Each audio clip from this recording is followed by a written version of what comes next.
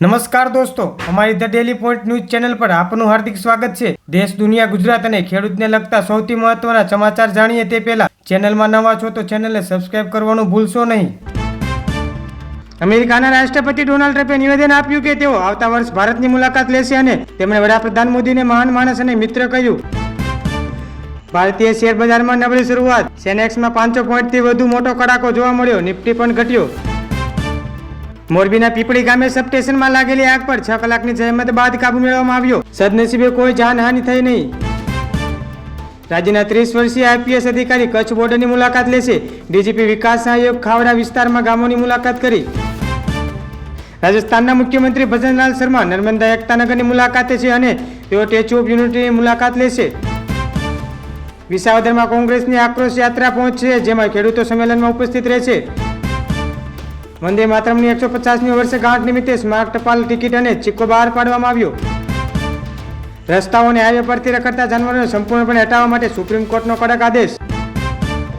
રાજ્યના 30 વર્ષીય આઈપીએસ અધિકારી કચ્છ બોર્ડની મુલાકાત, ડીજીપી વિકાસ સહાયક ખાવડા ગામમાં રાત રોકાશે। ભગવાન બિરસા મુંડા 150મી જન્મ જયંતિ નિમિત્તે ઉજવણી અંતર્ગત જનજાતિ ગૌરવ યાત્રાનો શુભારંભ।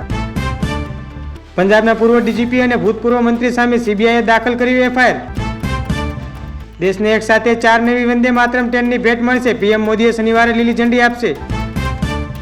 સતત 5મા દિવસે સોનાના ભાવમાં મોટો ઘટાડો, 24 કેરેટ સોનાના ભાવમાં 12,217 પ્રતિ ગ્રામ થયો। બજાજ ફાઇનાન્સ વ્યાજ કમાણી અને નફામાં અનુક્રમે 22% અને 24% વધારો થવાની ધારણા। હવામાન નિષ્ણાત અંબાલાલ પટેલે આગાહી, રાજ્યમાં 7 નવેમ્બર ઠંડા પવન ફૂંકાશે। કમોસમી વરસાદથી નુકસાનના સર્વે માટે ખેડૂતો દ્વારા ઓનલાઈન નહીં પણ ઓફલાઈન સર્વેની માંગ। વિસાવદરમાં કોંગ્રેસની આક્રોશ યાત્રા અંતર્ગત ખેડૂતો સંમેલનમાં યોજાશે। સુરતમાં કારમાંથી મહિલા રેન્જ ફોરેસ્ટ ઓફિસર લોહી લુહાણા હાલતમાં મળ્યા, સીટી સ્કેનમાં ચોંકાવનારી વિગત સામે આવી।